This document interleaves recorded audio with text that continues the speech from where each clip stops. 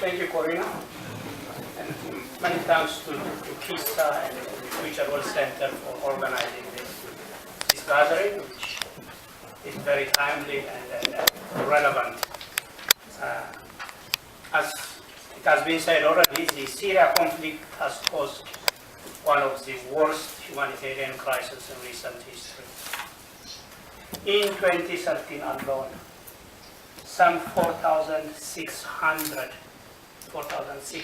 people fled Syria every single day, in just 1 year.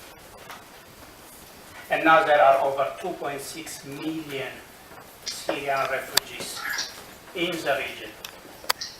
And if the current trend continues, we expect to have up to 4 million Syrian refugees by the end of the year. And within Syria itself,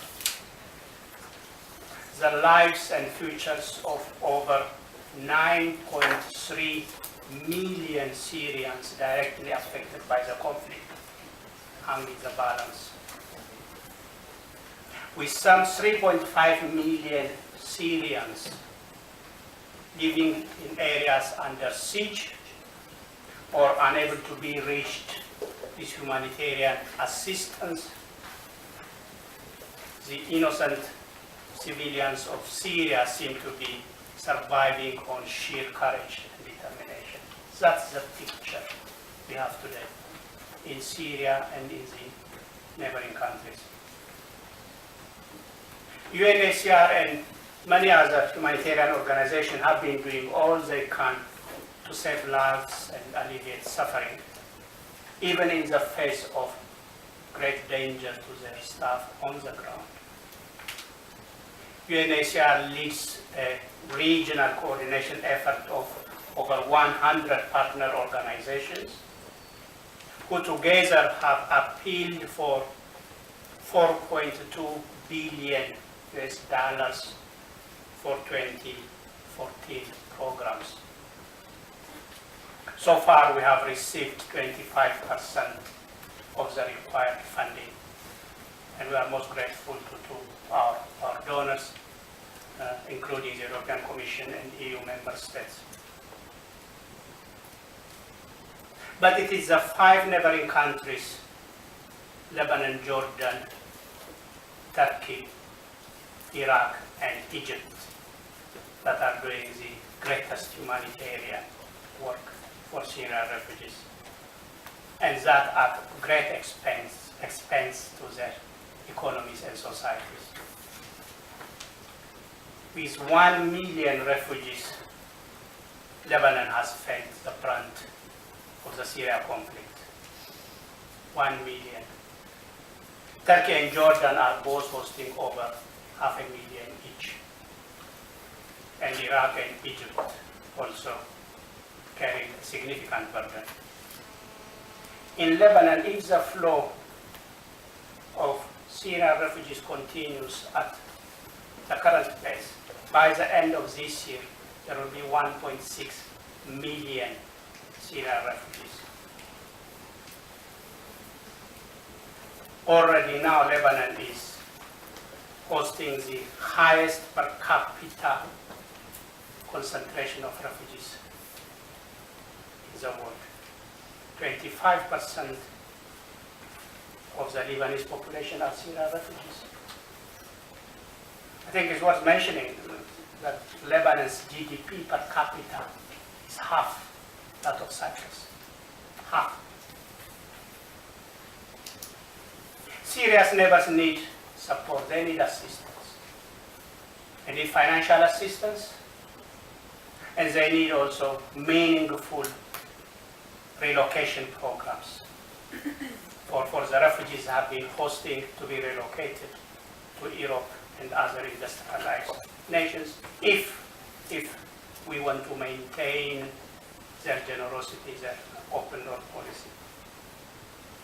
As has been said already, we have appealed for 30,000 places for this year, for 2014, for humanitarian admissions, resettlement, relocation, family reunification, a mix depending on the policies of individual countries. Germany and some other EU countries have offered significant admission places already. And our goal for 2014 and 2015 is to relocate up to 100,000 refugees from those 5 countries, especially from Lebanon. And we hope we'll succeed. And this is reasonable demand we are making, because the numbers of Syrians who have come to Europe so far is small compared to the numbers we have in the region. 88,000 from the start of the conflict to date. That's 4% of the global, if you like, refugee population of Syrians. Turkey alone has received 10 times as many as the European Union as a whole. 10 times. So with spontaneous arrivals, organized movements, resettlement, humanitarian admission, we believe Europe can and should do more to help Syrian refugees and also countries in the region. And within the EU, some 60% of all Syrian applicants have claimed asylum in only 2 countries, Germany and Sweden. 60%. So there is an imbalance within the Union. Surely we are not surprised by this, because it's partly the huge difference in standards of treatment across the Union that is creating this situation. Reception conditions for asylum seekers are substandard in a number of EU member states, including sometimes excessive use of unwarranted detention, including of Syrians. The type of protection and associated rights granted to Syrians vary from one EU member states to others. Some states mostly recognize Syrians as refugees under the 1951 Convention, but many others predominantly grant them only subsidiary protection, and still others some kind of temporary leave to stay on humanitarian grounds with limited rights attached to it. We are also very much concerned by the lack of meaningful integration programs, not just for Syrian refugees, but for refugees generally in the European Union. In Cyprus, in 2013, only 1 Syrian got refugee status. 1. 2013. More were given subsidiary protection, close to 170 or something. But refugee status, 1.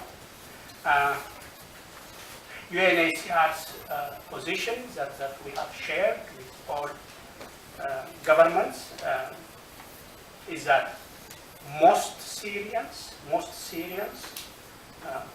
are victimized by persecution within an ongoing civil war and conflict, and should qualify for refugee status under the 1951 Convention. Only in some limited cases, subsidiary protection may be warranted. Despite the not just efforts but achievements made at the EU level in narrowing down the differential between refugee status and subsidiary protection, because now under the revised amended directive dealing with international protection, the 2 categories should be treated in the same manner. Yet we see developments in a number of EU member states, including in Cyprus, I must say, treating beneficiaries of subsidiary protection differently from refugees, when it comes to family reunification, for example. The law amended very recently, denying the right to family reunification to beneficiaries of subsidiary protection, and on which I've spoken about because it's unacceptable.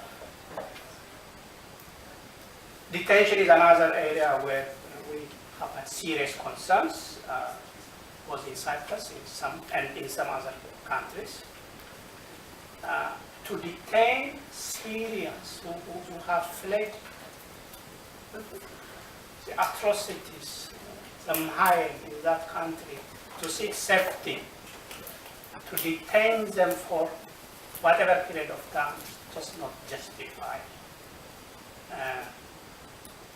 Even if under immigration law detention may be permitted, is not justified under norms and principles of international law.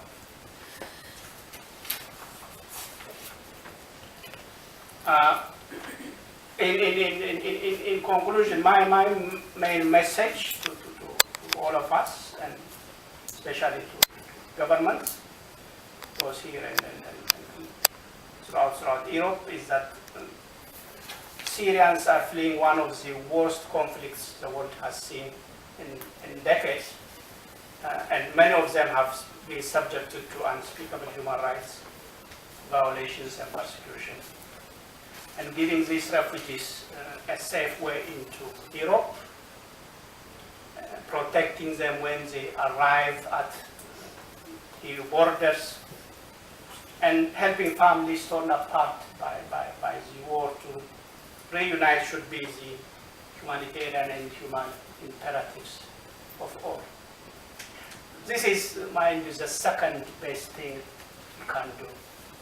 The first best thing to do is to stop the killing, to stop the conflict, for the international community to resolve its differences and then find a way out of this crisis. But until that happens, the victims must be protected.